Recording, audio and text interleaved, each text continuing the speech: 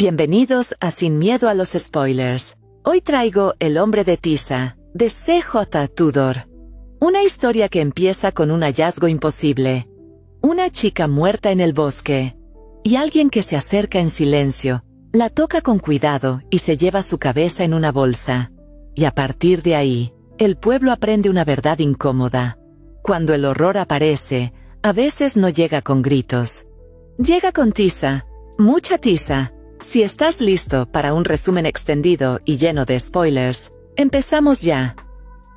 El libro inicia con un prólogo en el que se describe el hallazgo de una joven muerta en el bosque, medio cubierta por hojas. Alguien se acerca en silencio, la toca con una delicadeza inquietante y tras unos segundos recoge su cabeza y se la lleva en una bolsa. Más tarde llega la policía y el equipo forense, pero pese a las búsquedas e interrogatorios, la cabeza nunca aparece y el cuerpo queda irremediablemente incompleto. En 2016, el narrador intenta empezar por el principio, pero admite que no hay un acuerdo claro sobre cuál fue. Si cuando Gav recibió el cubo de tizas, cuando empezaron los dibujos, si el accidente o el primer cadáver. Aún así, decide que el verdadero inicio fue el día de la feria. El día de la chica de la ola, cuando todo dejó de ser normal. Lo compara con una bola de nieve que aunque parezca igual por fuera, por dentro ya no vuelve a serlo. Ese mismo día, además, conoció al señor Halloran, y por eso lo toma como un punto de partida válido. En 1986, Eddie recuerda una mañana en la que su padre anuncia, con solemnidad de presentador del tiempo, que habrá tormenta, aunque afuera el cielo está impecable. Ese contraste le sirve para retratar su casa. Un padre hippie que trabaja en casa frente al ordenador, con barba, pelo largo y camisetas de bandas. Y una madre imponente, temida y difícil de contradecir, médica de las que arreglan líos. Eddie presenta también a su pandilla, Gav el Gordo, Hoppo, Metal Mickey y Nikki, que era la única mujer. La describe como una chica pelirroja y muy bonita. Aunque Eddie intenta fingir que Nikki no le importa, ese sábado es especial porque por fin los dejan ir solos a la feria. Nikki aparece tarde, cargando una bolsa grande. Su padre, el párroco local, la ha mandado a repartir folletos religiosos. Ellos deciden deshacerse de la mayoría y ya libres de deberes, se lanzan a las atracciones. Comen, se ríen. Y la tarde parece perfecta, hasta que Eddie descubre que ha perdido su cartera.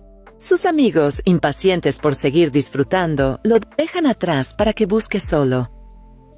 Mientras revisa el suelo cerca del puesto de perritos, Eddie ve por primera vez al hombre pálido, altísimo, delgado, vestido de claro, y con un aire extraño. Siguiendo su mirada, Eddie se fija en una chica mayor, deslumbrante, a la que él llama para sí la chica de la ola. Y entonces todo cambia de golpe. La atracción sufre una falla fuerte. Uno de los coches sale disparado y se estrella contra el puesto, desatando un caos de metal, madera y gritos. Eddie cae y queda adolorido. La chica de la ola termina a su lado, muy lastimada, con una herida grave en la pierna y el rostro seriamente afectado. Cuando ella le pide ayuda, Eddie entra en pánico y piensa en salir corriendo, pero el señor Halloran, el hombre pálido, lo sostiene y con una calma firme le indica qué hacer para frenar la pérdida de sangre. Usa su cinturón como torniquete y le pide a Eddie que presione con fuerza hasta que el sangrado disminuye. Después, el periódico local los llama héroes, y Eddie queda marcado por ese recuerdo. La chica de la ola, que en realidad se llama Elisa, logra sobrevivir. Los médicos consiguen salvarle la pierna y también un ojo, aunque su rostro queda con secuelas visibles. Con el tiempo, el pueblo va dejando atrás el accidente, y Eddie agradece que la atención sobre él se apague, porque cada vez que el tema vuelve, también regresan las imágenes, las pesadillas y la culpa. Su madre le pregunta si quiere visitarla en el hospital. Pero él siempre se niega. Le asusta verla de frente y sentir esa acusación silenciosa de que, si el hombre pálido no hubiera intervenido, él la habría abandonado. Eddie entiende también que ese hombre se apellida Halloran y será su nuevo profesor. Los adultos explican su aspecto, diciendo que es albinismo, pero Eddie intuye desde el principio que Halloran es muchas cosas, y que normal no es una de ellas. En 2016, Ed recibe una carta. Le parece casi ridículo que alguien siga escribiendo cartas en tiempos de correos, redes y pantallas. Aún así, la abre, aunque lo considera anticuado. Entonces aparece Chloe, su inquilina joven y mordaz. Se burlan, discuten como si fueran familia, y Ed deja ver lo mucho que lo ha desgastado la ansiedad y el arrepentimiento. Ed se describe a sí mismo. Tiene 42 años, trabaja como profesor y vive en la casa que su madre le dejó. Recuerda también que su madre, ya mayor, se fue a empezar una vida nueva con Jerry, su actual pareja. Más tarde, Chloe le pregunta quién envió la carta y a qué hora llegará esa persona. Ed evita dar detalles. Dice que es alguien de hace mucho, alguien de su pasado. Sale hacia el instituto y en el camino retrata a Underbury. Por fuera parece un pueblo pintoresco, por dentro un lugar tedioso, lleno de desempleo y de jóvenes perdidos. Se detiene en Old Meadows, el parque que hizo parte de su adolescencia, y estar allí le dispara un recuerdo muy específico: el sonido del columpio, el frío de la madrugada y los trazos de tiza. Ed se obliga a cortar el pensamiento, como si se negara a que el pasado lo arrastrara otra vez. Termina temprano y entra al pub The Bull, donde lo esperan Hoppo y Gav. Los ve cambiados por los años y apenas alcanza a saludar cuando nota que algo no encaja. La tensión estalla de golpe cuando Gav lo golpea, y encima de él le lanza una pregunta que suena a acusación y amenaza. ¿Desde cuándo lo sabías? En 1986, el narrador recuerda que, aunque Gav el gordo parecía el más grande y mandón del grupo, en realidad era el más joven. Siempre era el chico al que le celebraban su cumpleaños por todo lo alto. A Eddie, en cambio, le pesaba la comparación. Su casa estaba casi siempre en obras, y era un lugar medio caótico. Su madre trabajaba mucho, y su padre, que soñaba con ser escritor, vivía con la frustración de no ganar lo suficiente. Con los años incluso perdería lo que más amaba: las palabras. Sentados en el parque, Hoppo le pregunta qué le va a regalar a Gav para su cumpleaños. Ed no sabe qué elegir, y termina haciendo lo que ya venía haciendo desde el suceso de la feria: aferrarse a objetos, coleccionarlos y a veces llevarse cosas sin pagar. Entra a Woolworths, calculando cada paso para no llamar la atención del guardia Jimbo, conocido por su actitud asquerosa con las chicas. Allí ve algo perfecto: una bola 8 mágica. La esconde rápido en la mochila y compra unas cuantas chucherías para disimular. En la caja, una empleada le dice que le falta dinero, pero le guiña el ojo y lo deja ir. Llega el día de la fiesta y hace un calor insoportable. Van a la casa de Gav. Ed está atento a los detalles y nota la presencia de gente inesperada, como el reverendo Martin y el señor Halloran, que lo saluda y lo deja incómodo. Como si no correspondiera que un alumno saludara a un profesor en público. Cuando entra a la casa para ir al baño, se queda impactado por la cantidad de regalos. En medio del salón ve una caja envuelta en papel, con estampado de Transformers, que parece haberse quedado aparte, sin abrir. Tras dudar, la toma y vuelve al jardín. Los chicos están sentados en círculo. Nikki llama la atención por sus moretones y marcas en el cuerpo, como si fueran algo habitual. Luego empiezan las bromas pesadas. Ed entrega el regalo que llevó, y todos se preguntan quién habrá regalado esa otra caja. Cuando Gav abre el paquete, la emoción se borra de golpe. Dentro hay un gran cubo lleno de tizas de colores, y no venía con ninguna tarjeta. Se quedan mirando, y entre la burla y la confusión, Gav suelta la gran pregunta: ¿y ahora qué se supone que haga con esto? Eddie guarda a escondidas un trocito de tiza del regalo de Gav, pero la fiesta se corta en seco cuando estalla un grito. El reverendo Martin aparece en el suelo, sangrando por la nariz, y el padre de Eddie lo ha noqueado tras decirle algo a su madre. Entre el caos, el padre de Gav detiene el show y se llevan al padre de Ed lejos. La madre de Eddie decide que se van de la fiesta, dando antes unas disculpas incómodas. Eddie pregunta qué pasó, pero sus padres no responden. Más tarde, se entera de que la policía fue a detener a su padre por intento de homicidio. En 2016, Ed está con Gav y Hoppo en el pub, y por fin, suelta lo que llevaba 2 semanas escondiendo. Mickey Cooper le escribió y ha vuelto a Anderbury. Reconoce que debió avisarles antes, pero no lo hizo, ya fuera por curiosidad o porque Mickey le pidió que guardara el secreto. Dice que incluso lo investigó. A Mickey le fue bien, trabajó en publicidad y se vendía con la imagen de un hombre exitoso. Aún así, Ed está convencido de que ese correo no era nostalgia, era otra cosa, algo más turbio. La conversación se vuelve tensa y aparece el recuerdo que todos evitan. Aquella noche de adolescencia, alcohol, discusión, coche y choque. Como resultado de ese fatídico día, Mickey salió del coma y siguió con su vida. Gav no. Él quedó con daño irreversible y desde entonces está en silla de ruedas. Por eso, cuando Gav pregunta para qué ha vuelto Mickey, la respuesta de un proyecto suena a excusa barata. Gav lo deja claro. La pregunta real no es si Mickey está aquí, sino qué van a hacer ellos al respecto. Ed regresa a casa, la encuentra vacía y se queda en silencio. Piensa en su memoria y en el miedo a repetir la historia de su padre, cuyos olvidos terminaron siendo algo mucho más serio. Se obliga a leer y a hacer sudokus como si eso pudiera protegerlo. Se mira al espejo del recibidor y ve el moretón que le está saliendo en la cara, agradecido de no tener que dar explicaciones. Luego, sube y se enfrenta a su propio caos. No es un desorden cualquiera.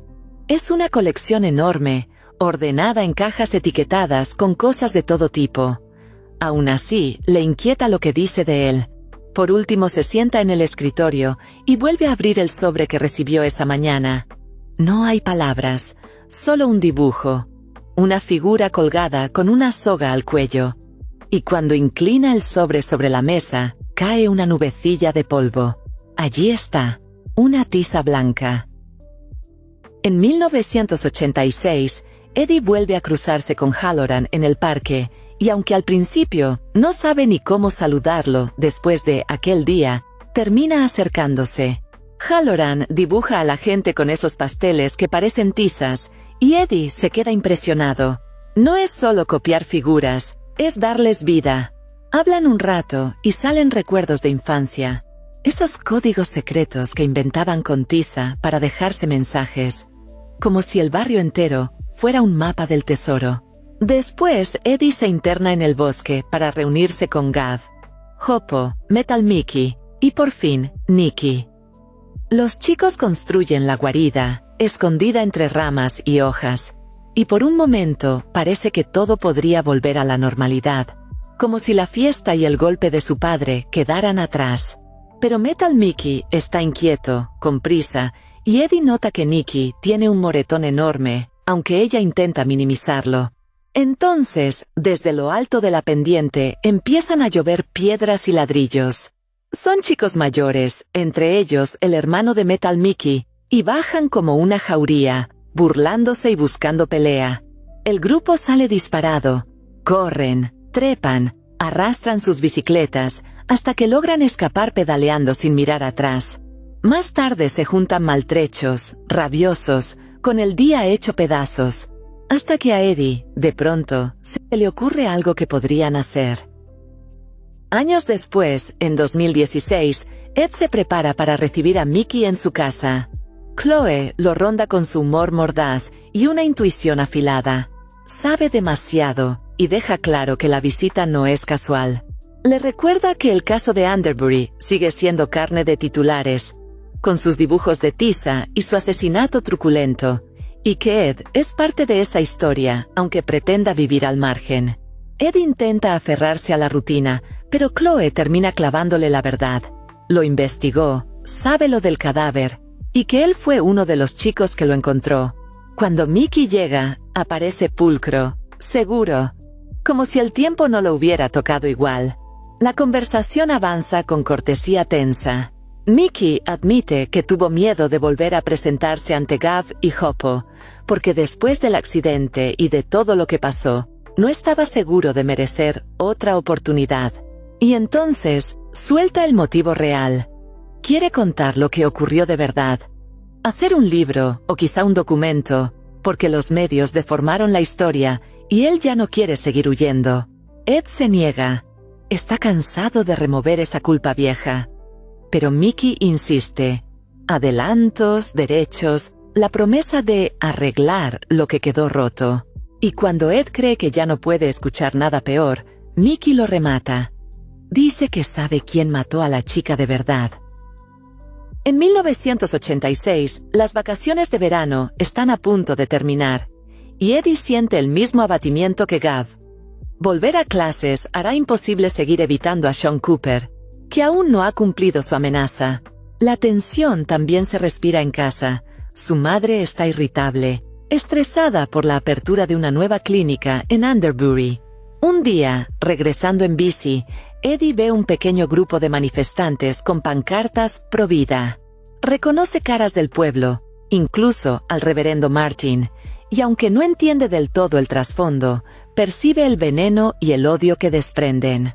En esos días, los niños empiezan a usar los hombres de tiza y otros símbolos como lenguaje secreto. Cada miembro de la pandilla tiene un color asignado, y los dibujos significan lugares y señales. Inventan códigos para insultar sin que los adultos lo noten.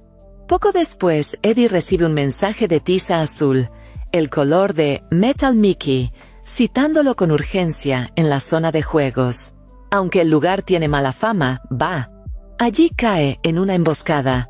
Sean Cooper y sus compinches lo golpean y lo someten a una agresión brutal y humillante. Justo cuando todo llega al límite, aparece el señor Halloran. Los enfrenta y los obliga a largarse. Intentan disfrazarlo como una broma, pero Halloran no les cree. Halloran se queda con Eddie, lo tranquiliza y le deja claro que odia a los abusones y que lo ocurrido no es culpa suya. Lo sube al coche y antes de llevarlo a casa, le propone pasar por la suya para que se asee y se recomponga. En esa casa pequeña, oscura y cerrada, Eddie se lava e intenta recuperar algo de normalidad. Pero la curiosidad lo empuja a mirar una habitación de arriba. Está llena de cuadros. Algunos hechos con tiza y otros con pintura espesa. Casi todos son retratos de niñas. Reconoce a la chica de la ola, y también un rostro rubio inquietantemente familiar. Halloran lo sorprende, pero no lo regaña. Le explica que esa chica rubia es su hermana, Jenny, y que murió hace años de leucemia. Eddie queda con vergüenza, alivio y una sensación nueva. Detrás de Halloran hay una historia mucho más grande, conectada con el miedo que recorre Underbury y con señales que los niños creían un juego. De camino a casa, Halloran le propone algo claro. Guardarán silencio sobre lo ocurrido, y sobre todo sobre sus cuadros, porque es un asunto privado. Eddie acepta. Solo quiere que todo termine. Halloran lo deja al final de su calle, y Eddie entra intentando que nadie note su estado. En la entrada encuentra un paquete dirigido a la señora M. Adams y le inquieta que el cartero no haya tocado el timbre. Su padre le pregunta de inmediato por el golpe. Eddie miente. Dice que se cayó.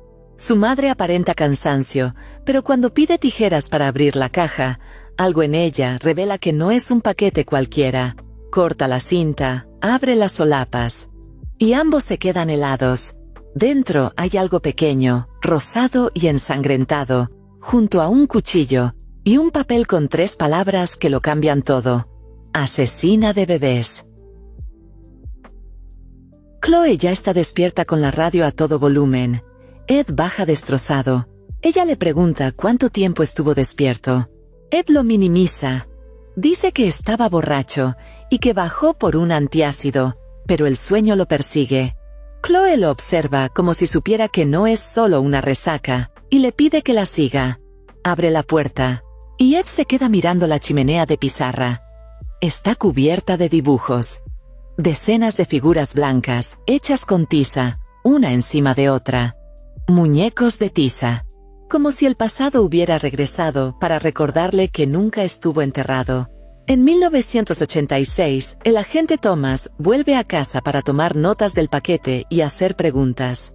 El papá de Ed acusa a los acólitos del reverendo Martin de estar intimidando a su esposa con lo de las protestas.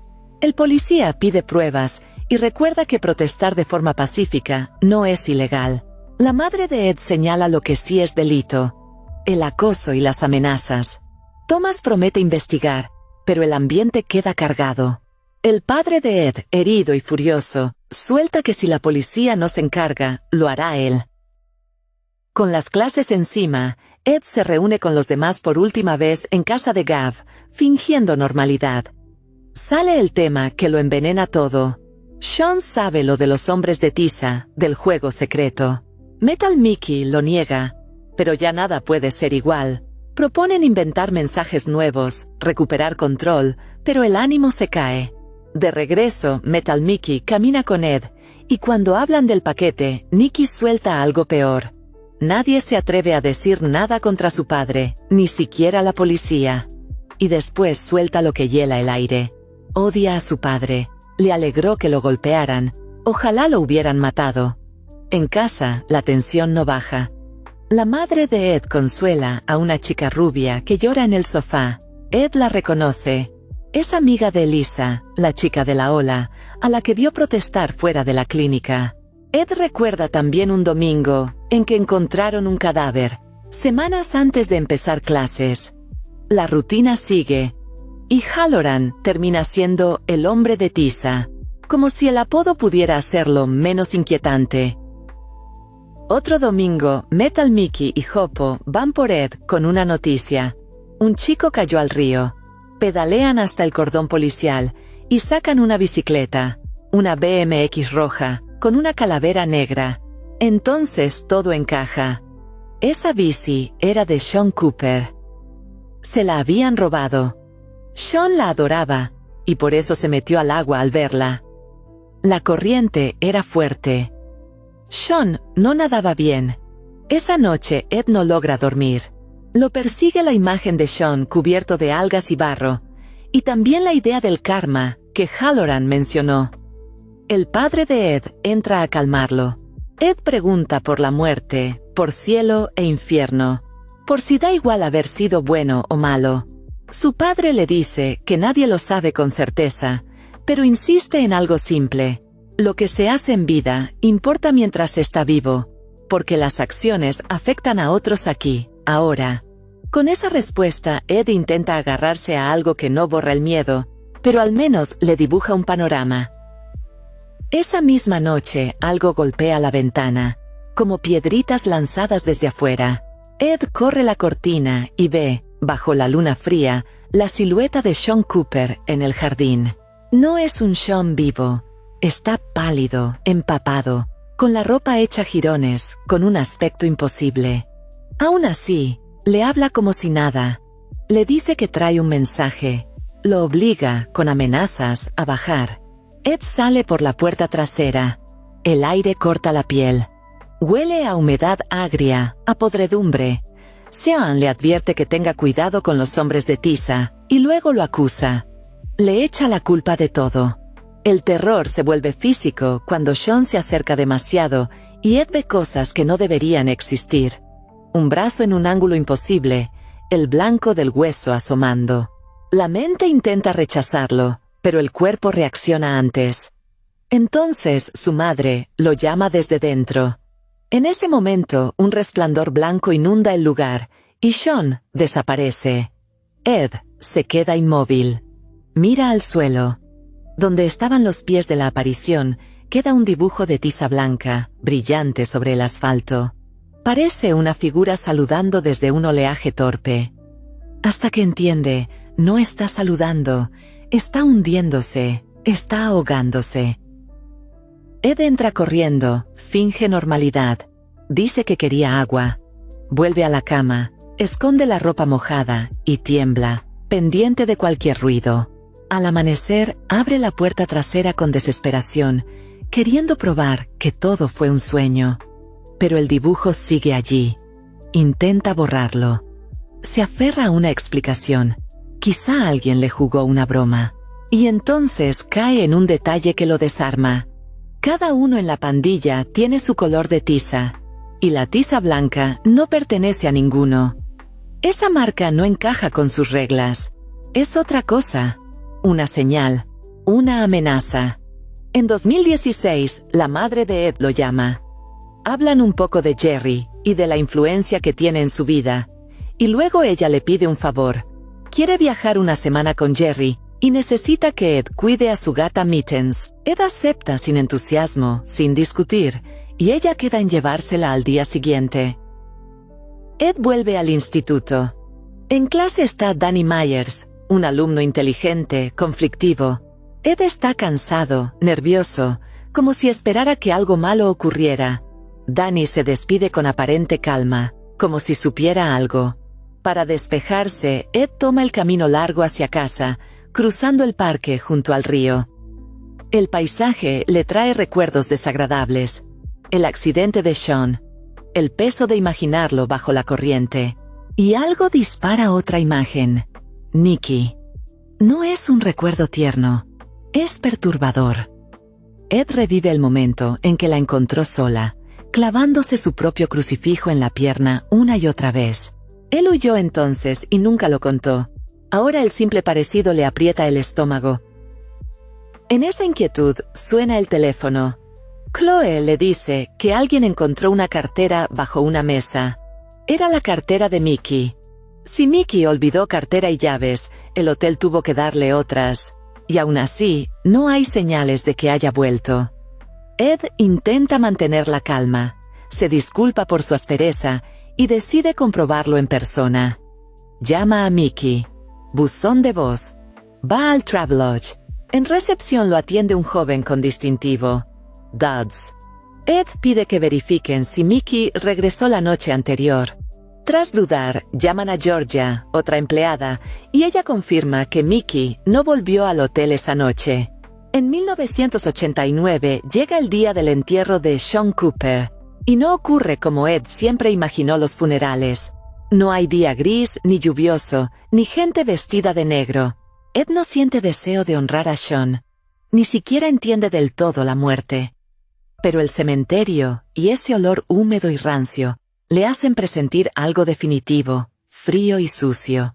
Camino a la iglesia, se cruzan con Hoppo y su mamá Gwen, que llegan con Murphy atado a una correa.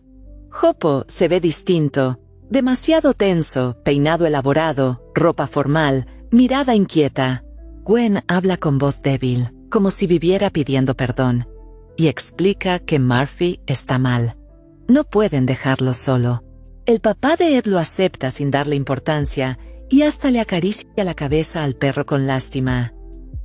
Dentro, la iglesia es oscura y fría. Nikki saluda a Ed y todos parecen sonreír de forma contenida, como si nadie supiera qué cara poner. Entra el féretro. Metal Mickey camina detrás, rígido, mirada fija. A mitad del pasillo se detiene, se da la vuelta y se va. Nadie lo sigue, ni sus padres. Esa ausencia deja a Ed con una incomodidad extraña. Ver a Mickey tan afectado por Sean, un chico al que muchos odiaban, vuelve todo más confuso. Y más humano de lo que Ed quisiera. La ceremonia es interrumpida cuando las puertas se abren de golpe. Entra el agente Thomas con una chica rubia. No llega a presentar condolencias. Escupe el féretro y dice que no viene a honrar al violador de su hija. El horror atraviesa los bancos como un grito. El padre de Mickey estalla. Lo llama mentiroso. Thomas señala a la niña. La tensión se vuelve violencia. Empujones, golpes, forcejeos. En el caos, el agente choca contra el ataúd. La chica rubia suplica que paren. Thomas, con un ojo lastimado, decide irse con ella, asegurando que eso no termina ahí. El reverendo Martin intenta recuperar el control y obliga a continuar el rito. Cuando todo termina, Ed queda en el borde del cementerio y se encuentra con el señor Halloran. Halloran habla con una franqueza incómoda. Sean no era amable, era un abusón, pero eso no cambia que está muerto. La tragedia, según Halloran, es que ya no tendrá oportunidad de ser mejor. Ed pregunta por lo que gritó el policía. Halloran insinúa que no cree que esa joven sea el tipo de Sean Cooper. Entonces aparece Hoppo. Murphy ha desaparecido. La correa está, el perro no. Buscan sin saber por dónde empezar, hasta que Ed ve algo en una lápida. Un dibujo de tiza blanca. Un hombre de tiza con brazos en alto y una O por boca, como si gritara. A su lado un perro de tiza. El mal presentimiento cae como piedra.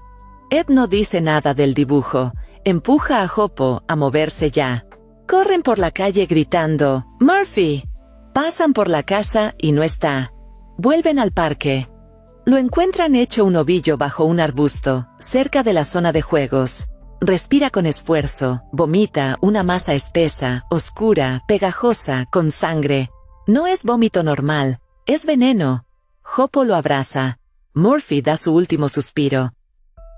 Con esfuerzo llevan el cuerpo a casa. Hoppo dice que lo enterrará. Ed sugiere volver al velorio, pero su amigo ya no está para eso. Antes de irse, Hoppo le dice que cuando descubra al culpable, lo matará. Ed se va sin mencionar ni el hombre de tiza, ni el dibujo del perro. En 2016, Ed admite que bebe más de lo normal. Llega a casa a tomar. Pero escucha a Chloe llorando en la cocina. Ella también bebe. Entre tragos, Ed le cuenta que fue a denunciar la desaparición de Mickey Cooper. Aunque aún no pueden declararlo oficialmente desaparecido. Llegan los policías Furniss y Danks para interrogarlo. Preguntan por la cena, cuánto bebió Mickey, a qué hora se fue. Ed explica que Mickey salió caminando, olvidó su cartera y que él intentó devolvérsela al día siguiente. Entonces los agentes sueltan la noticia. Encontraron un cadáver en el río que coincide con Mickey. Sospechan que no fue un simple accidente y preguntan si alguien podría querer hacerle daño. Antes de irse, muestran lo que Mickey llevaba, un dibujo de un ahorcado y una sola tiza blanca. En 1986, el ambiente alrededor de la clínica de la madre de Ed está cargado. En la entrada se multiplican los manifestantes pro vida, que se hacen llamar Los Ángeles de Underbury, liderados por el reverendo Martin. En el pueblo se respira fanatismo y amenaza. Ese otoño, Metal Mickey ya no es el mismo desde la muerte de su hermano. Está más hostil, y el grupo camina con incomodidad alrededor de él. Se reúnen para esparcir las cenizas de Murphy, pero el ambiente se rompe cuando Mickey provoca a Hoppo, despreciando al perro, y estalla una pelea. En el forcejeo, Nikki termina herida en un ojo. Mickey se va como si nada. Luego, descubren lo peor. El veterinario asegura que Murphy fue envenenado. Ese mismo día, el reverendo Martin aparece furioso en la casa de Ed y exige que mantengan a su hijo lejos de Nikki. El padre de Ed lo enfrenta y lo echa. Después, preocupado, pide a Ed que se aleje de Nikki por un tiempo. Ed, lleno de rabia y culpa, se encierra y garabatea con tiza blanca. Esa noche, lanzan un ladrillo por la ventana, con una nota amenazante contra su madre por asesinar bebés, advirtiendo que la próxima víctima podría ser su familia. Sus padres discuten y ella se niega a abandonar su trabajo. En 2016, Ed entra a la iglesia de Santo Tomás sin fe, buscando respuestas. No ve a Mickey como un monstruo absoluto. Se pregunta si alguien lo odiaba lo suficiente como para matarlo, y llega a pensar que quizá fue accidente. Al salir, una pastora rubia lo aborda con amabilidad. Ed admite que aún no encuentra lo que busca. Vuelve a casa y se topa con su madre allí, junto a Chloe y el gato Mittens. La escena es incómoda. Lo miran como si estuviera fallando. Ed cuenta, breve, la noticia de Mickey. Antes de irse, su madre insinúa algo inquietante. Mickey quería escribir un libro sobre lo que pasó cuando eran niños, y dijo que sabía quién era el responsable. Con ese peso, Ed va a buscar a Gav al viejo parque. Allí aún quedan vestigios del caso, incluso cinta policial. Gav está en su silla de ruedas y admite que la policía ya habló con él. Ed le muestra la carta y Gav confirma que él también recibió una, y Hoppo igual, pero lo ocultaron pensando que era una broma. Hasta que Mickey apareció muerto. La conversación se tensa cuando Ed pregunta por qué Gav odiaba tanto a Mickey. Gav responde que hay motivos más profundos que el accidente. Al reconstruir la noche del choque, Gav cuenta que Mickey iba conduciendo y que había tomado, pero que después insistió en algo muy específico, que alguien le agregó alcohol a su bebida sin que él lo supiera. Lo repetía incluso cuando Gav salió del coma, como si estuviera tratando de convencerse, o de convencer a los demás, de que no cargaba con toda la culpa. Gav admite que lo odió durante un tiempo, pero no exactamente por el accidente, sino porque Mickey le hacía sentir que él se había ganado lo que le pasó. Y cuando Ed le exige la verdad sin rodeos, Gav finalmente suelta una confesión. Dice que fue él quien acabó con la vida de su hermano. En 1986, la historia regresa a la mañana en que se descubre lo que le hicieron al reverendo Martin. Gwen Hopkins llega temprano a la iglesia para limpiar, y se da cuenta de algo raro. La puerta está sin seguro. Intenta convencerse de que no pasa nada, pero al encender las luces se le congela el cuerpo. El interior está cubierto de dibujos de tiza por todas partes. Figuras deformes, provocadoras, fuera de lugar. Con el corazón acelerado, Gwen escucha un gemido débil.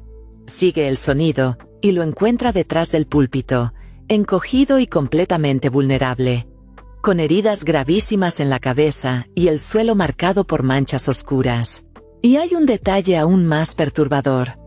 Además de todo lo demás, alguien le dejó 2 cortes largos en la espalda, trazados como si quisieran imitar unas alas. Martin no muere. Lo llevan al hospital con lesión cerebral grave. Sobrevive, pero queda frágil, dependiente, casi ausente. En ese caos, reaparece la madre de Nicky, que regresa tras años para cuidar a su hija. Al reverendo lo internan en una residencia. No habla, apenas reacciona. Su presencia parece la de un vegetal. Eddie cuenta que su madre era la única que lo visitaba. Años después, Ed lo acompaña una vez a la residencia y ve al reverendo como un maniquí, sentado frente a una ventana, mientras su madre le lee en voz alta. Ed sale al jardín y se cruza con una anciana extraña que lo confunde. Le habla como si lo conociera y le suelta un secreto. Asegura que el reverendo engaña a todos, que es un demonio disfrazado. Ed vuelve a ordenar las piezas. Todo ocurrió después de la visita policial, después de que detuvieron a su padre, después de que Halloran tuvo que irse del colegio. Nicky se va a Bournemouth con su madre. Gav intenta acercarse a la casa de Mickey para hacer las paces, pero lo rechazan. Ed admite que ya le daba igual con quién se juntara Mickey. Lo que lo destrozaba era que Nicky se marchara. Confiesa algo que ocultó. Nicky fue a verlo por última vez antes de irse. Llegó pálida, desarreglada, con moretones y el ojo morado. Habló poco, lo abrazó con fuerza y se fue. Nunca mencionó a su padre. En el colegio, Ed, Hoppo y Gav comentan que la policía interrogó a la madre de Hoppo. Preguntaron por la llave de la iglesia, por los dibujos de tiza, por amenazas y rencores. Ed se incomoda porque sabe que hay cosas que no contó, secretos que no quiere explicar, y porque los hombres de tiza vuelven.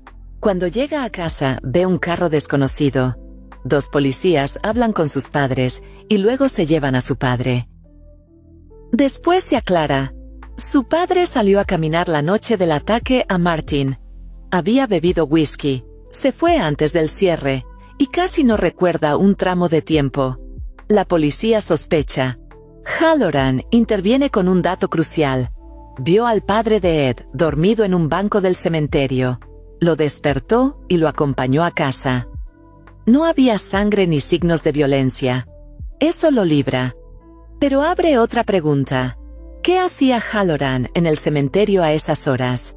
En 2016, Ed enfrenta a Gav, y Gav confiesa que robó la bici de Sean por fastidiar, sin imaginar que Sean intentaría recuperarla y moriría ahogado.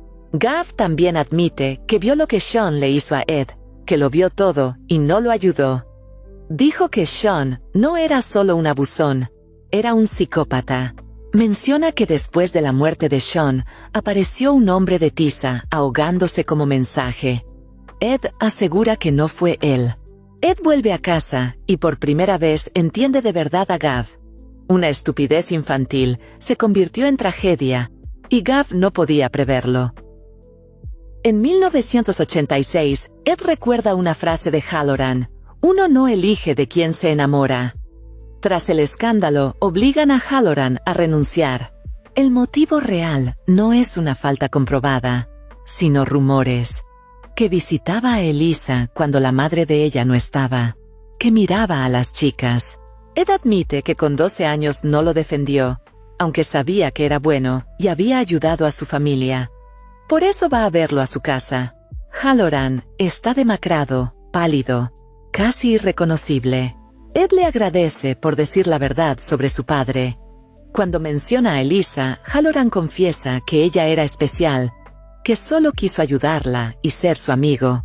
Y le dice que cuando sea mayor entenderá que no siempre se decide lo que uno siente. Está triste.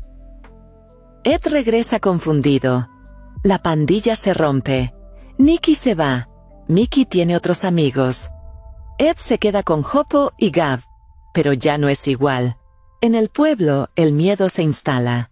Lo del reverendo Martin dejó tensión, la policía no encuentra culpable y todos esperan.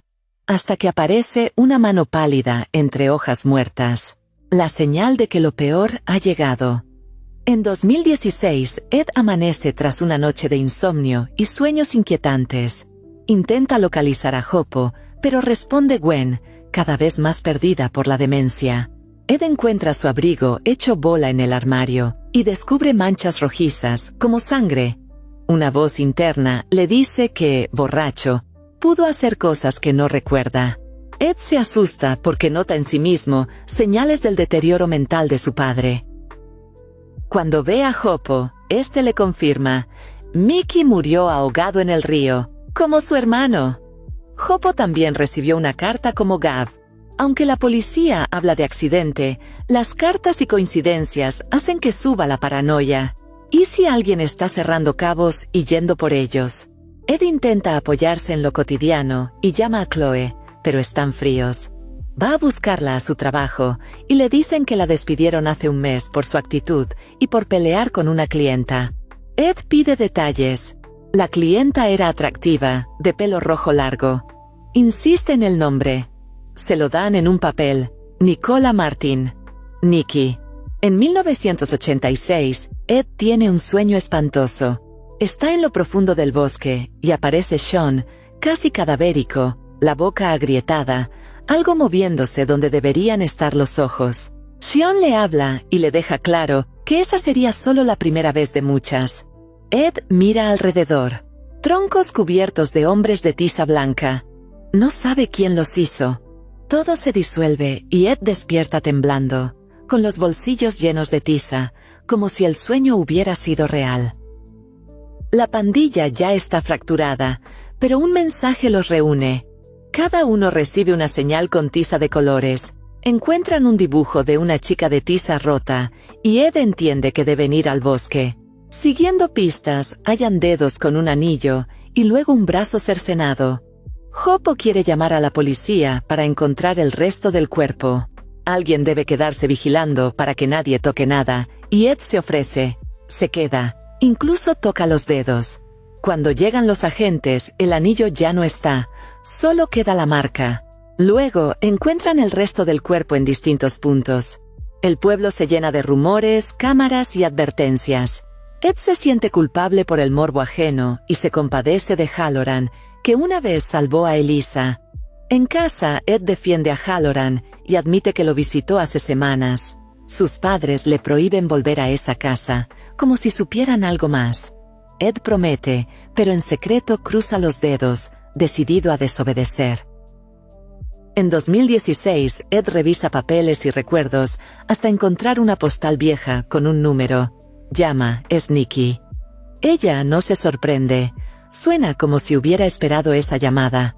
Quedan en verse en Bournemouth. Allí, Nikki lo empuja a hablar de Chloe, y Ed entiende que Nikki sabe demasiado. Nikki cuenta que Chloe se presentó años atrás como hija de Hannah, hermanastra de Nikki, y se ganó su confianza como inquilina perfecta, hasta que Nikki la descubrió husmeando y escribiendo sobre ellos, sobre los hombres de Tisa, como si documentara todo. Por eso la echó. Cuando Ed menciona la carta del ahorcado y la tiza, Nikki encaja. Ella también recibió una carta, igual que los demás, y para Nikki solo Chloe puede estar detrás. La tensión crece cuando Nikki cuenta que Metal Mickey murió, supuestamente ahogado, después de visitarla. Y lo peor, antes de irse, le dijo que sabía quién mató a Elisa de verdad. Si eso era cierto, su muerte quizá no fue accidente. Ed aún carga una versión equivocada del pasado, y Nikki lo corrige. Sean Cooper no violó a Hannah Thomas, ni era el padre del bebé. La verdad era más sucia. El embarazo no fue culpa del chico malo, sino del reverendo Martin. Hannah mintió acusando a Sean porque la obligaron, porque convenía sostener esa versión y evitar el escándalo real. El reverendo quedaba protegido por una mentira que todos preferían creer. Ed vuelve a casa. Cree ver sangre en el patio. Era una rata destripada. La inquietud no se va. Sube, revisa dormitorio y armario. Todo está vacío. Chloe se fue. En 1986, Eddie toma el anillo que le quitó a Elisa y decide ir a la casa de Halloran para devolvérselo y en su cabeza cerrar ese capítulo. Cree que al entregarlo y pedir perdón, encontrará alivio. Al llegar, la puerta está abierta. Escucha ruidos arriba y para no quedar expuesto, deja el anillo. Mira al techo, ve una mancha oscura, se asusta y sale corriendo. Poco después, su madre llega alterada. Hay policías y ambulancias en casa de Halloran. Halloran apareció muerto en la bañera, con cortes en los brazos. La policía encontró el anillo con tierra del bosque, y lo toma como prueba de que Halloran mató a Elisa, y luego se suicidó. Eddie siente que debería hablar, pero calla. Por miedo y porque entiende que ya no serviría de nada. Así el caso parece cerrarse. Se terminan los mensajes y los hombres de Tisa. Underbury queda marcado. La prensa llega por morbo. Preguntan más por el hombre de Tisa que por la víctima. Con el tiempo el interés se apaga, aunque queden cabos sueltos, como el caso del reverendo Martin, y detalles que nunca encajaron del todo. En 2016, Ed recuerda la muerte de su padre y el duelo tardío. En el crematorio le confiesa a su madre que Chloe desapareció sin despedirse, y le cuenta que Chloe era hija de Hannah, y que se enteró por Nikki, no por Chloe. Su madre le confiesa que Hannah era una adolescente vulnerable y manipulable, y terminó enredada con el reverendo Martin, el verdadero padre del bebé. Hannah tenía 16 años y 4 meses de embarazo. La madre de Ed la atendió, habló de opciones y la aconsejó lo mejor posible. Recuerda que esa noche, el padre de Ed quiso denunciar al reverendo, pero ella lo convenció de callar. Callaron porque no podían probarlo. Y el padre de Hannah era policía. Esa misma noche, él y sus amigos borrachos golpearon al reverendo buscando venganza, hasta dejarlo casi muerto. Ed nota algo más. Nikki dijo que no pensaba visitar al reverendo hasta que se muriera, pero los enfermeros comentan que ese mes ella lo visitó todos los días. Ed va a la residencia y según registros, Nikki estuvo allí la semana pasada. Se queda pensando, si Nikki mintió sobre algo tan simple, ¿qué más oculta? Ed logra entrar a la habitación del reverendo. Parece ausente, pero de pronto lo mira fijo y le susurra, confiesa mientras le agarra el brazo. Una enfermera interrumpe y lo lleva al salón comunitario, donde le dice que ha visto allí a una joven acompañando al reverendo. Ed entiende que esa chica no era Nikki, era Chloe. Chloe ha estado visitando a su padre. Ese día, Ed también se cruza con la anciana de antes, la dama del jardín, que habla de piernas fuertes y un prometido. Ed vuelve a casa inquieto y encuentra señales de Chloe. Ella está allí y le dice que ya va siendo hora. En 2016, Chloe reaparece irreconocible. Pelo decolorado, look distinto. Entre tragos lo arrincona y lo acusa de haber seguido a Mickey hasta el río y empujarlo. Ed exige explicaciones. Salen verdades incómodas. Fue Chloe a quien Mickey localizó primero, y ella sabía desde hace años quién era su padre biológico. Mickey le propuso ayudarla a documentarse para un libro a cambio de dinero. Chloe pidió adelanto. Al hablar de las cartas, Ed entiende que no las envió Chloe y que todo apunta a que Mickey las movía para remover el pasado y asustarlos. Chloe jura que no mató a Mickey, pero confiesa que esa noche lo siguió, discutieron, y ella le dio una bofetada. Por eso el abrigo, que era de Ed, quedó manchado de sangre y asustada lo escondió en su armario. Antes de irse, Chloe intenta ayudar. Le entrega a Ed la libreta de Mickey, que le robó del bolsillo aquella noche. Chloe se va. Ed, borracho y obsesionado, revisa la libreta. Apuntes caóticos, nombres, preguntas. Pero una frase se clava como pista deliberada. Nadie quería hacerle daño a Elisa. Importante, pelo. Esa noche, Ed cae en un sueño espantoso. El hombre de tiza lo guía al bosque, y en un claro, los montones de hojas cobran vida, y forman una figura femenina monstruosa, que lo llama por su nombre, y le susurra, confiesa. Ed despierta sobresaltado, con señales demasiado reales. Tierra, hojas, olor a orina, una ramita de pelo. Con la libreta en las manos, una claridad brutal se abre paso. Han estado equivocados desde el principio. La clave no es Elisa, en abstracto, sino su imagen real, su pelo. Algo que ella cambió, y que alteró por completo lo que todos creían estar viendo. Entre 1986 y 1990, Ed piensa que, a diferencia de Doctor Who, en la vida real no hay giros que arreglen nada. El caso de Halloran quedó cerrado, pero a Ed le queda la sensación de que faltaban piezas.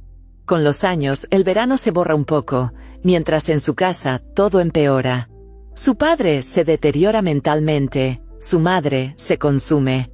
En la adolescencia, Gav cambia y se aleja.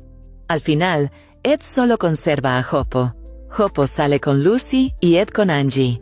Un día van a la feria, y Ed finge normalidad, pero está aterrado.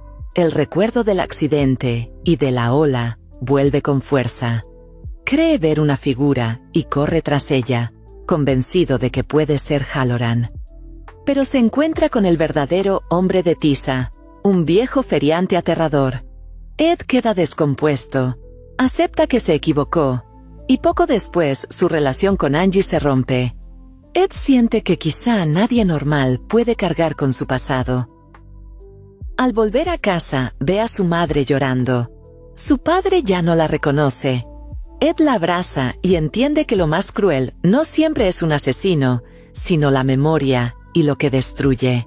En 2016, Ed recuerda un consejo: no dar nada por hecho y desconfiar de lo obvio. Muchas tragedias nacen de suposiciones.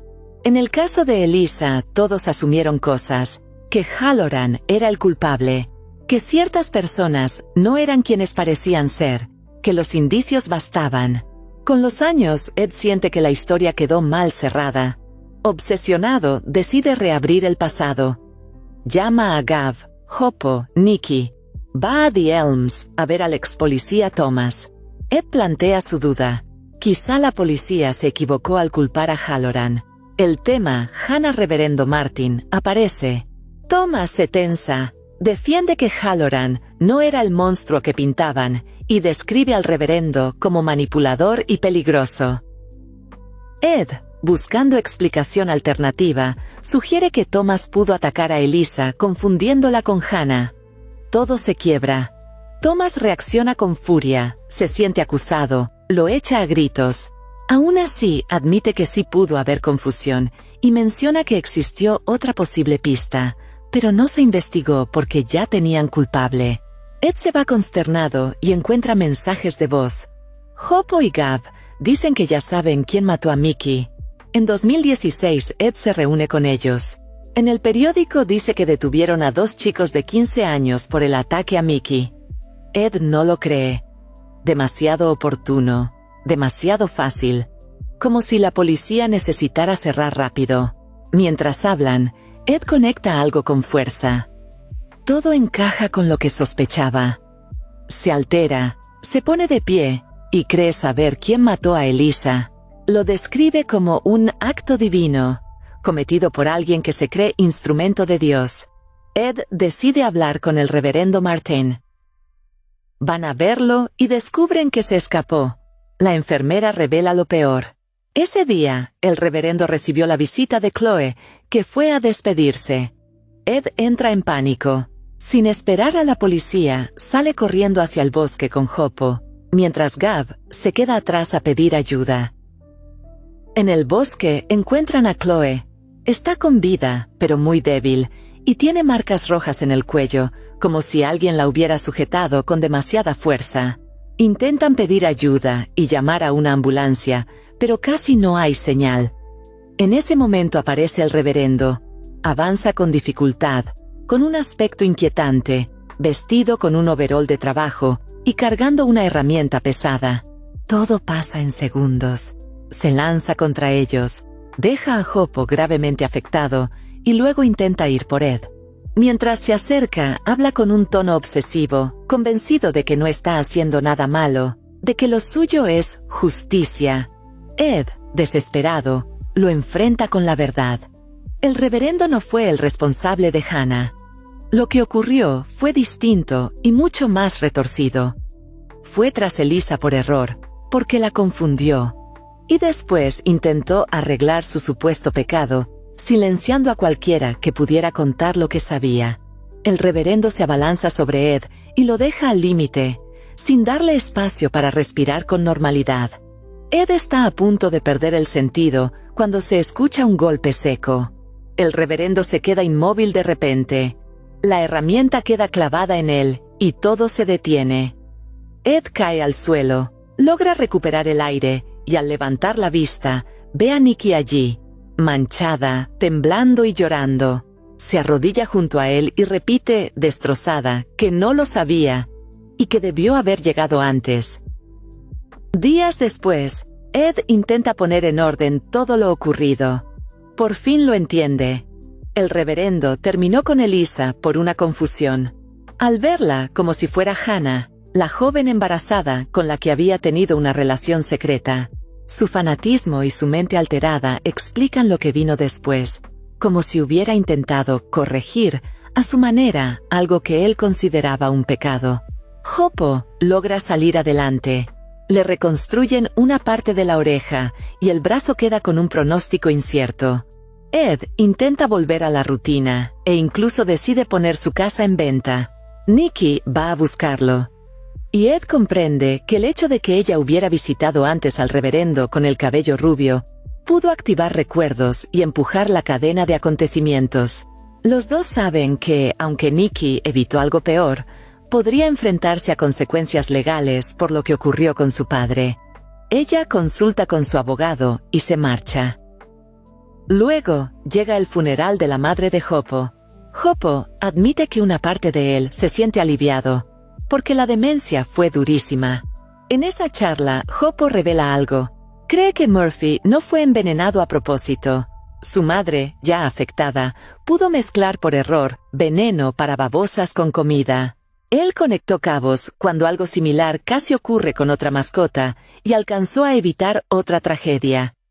Luego hablan de Mickey. Esa noche, borracho, se desvió hacia el parque y terminó cayendo al río. Ed se fija en un detalle. Hoppo menciona que el tramo donde pasó no estaba iluminado. Es demasiado preciso. Ed pregunta, ¿cómo puedes saber en qué tramo cayó Mickey si tú no estabas allí? Ed se queda helado. Por un segundo sospecha que Hoppo sí estuvo allí, o sabe mucho más de lo que admite. Hoppo se incomoda, no responde claro, y corta el tema con una frase evasiva. A veces es mejor no conocer todas las respuestas. Y la duda queda sembrada. La muerte de Mickey tal vez no fue tan accidental ni tan simple como dijeron. Y Hoppo podría estar ligado a esa verdad. 2 semanas después, Ed termina la mudanza. Antes de marcharse, vuelve a su habitación y levanta unas tablas sueltas.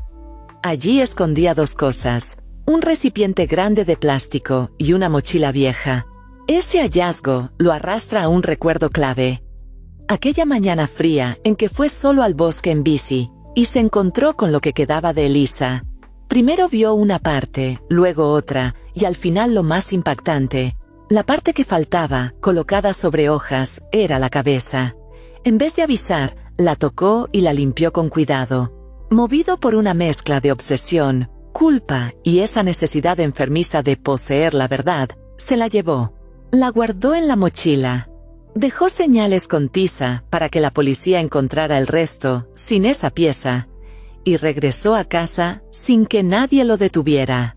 Después explica cómo se protegió. Sabía que, si hablaba, podían hacerle preguntas difíciles sobre lo que faltaba, así que inventó una idea usando los hombres de tiza. Los dibujó con distintos colores para que pareciera obra de otros, no de él. Durante semanas mantuvo eso oculto, y la casa se volvió imposible de soportar por el ambiente. Luego abrió un hueco al fondo del jardín y lo guardó allí, a salvo y cerca. Ahora al irse, lo recupera. Abre el recipiente y confirma que sigue ahí. Lo cierra, lo mete en la mochila y lo guarda en el coche. Decide llevárselo rumbo a Manchester. Ya saliendo de la casa, se asusta al darse cuenta de que se queda en blanco y no recuerda una palabra simple. Luego se tranquiliza, se repite que no es su padre, que solo está agotado, y se marcha cargando con ese secreto. Y hasta aquí llega El hombre de tiza, de C.J. Tudor. Una historia donde lo más peligroso no es lo que se ve, sino lo que se calla, lo que se guarda, lo que se entierra para seguir adelante. Como si nada. Porque en Underbury, la tiza no era un juego, era una advertencia. Si este resumen extendido y lleno de spoilers te atrapó, apóyame con un like y suscríbete a Sin Miedo a los Spoilers. Nos vemos en el próximo libro. Hasta pronto.